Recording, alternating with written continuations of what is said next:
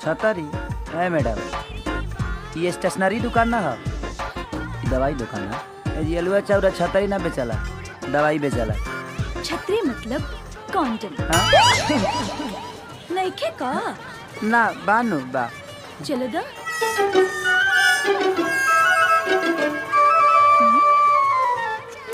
अरे ई वाला ना, नया वाला स्ट्रॉबेरी फ्लेवर।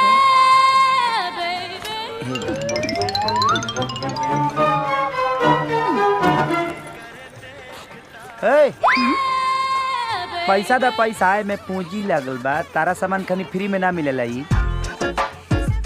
पैसा तब वो गंगा में डुबकी लगौले हुआ।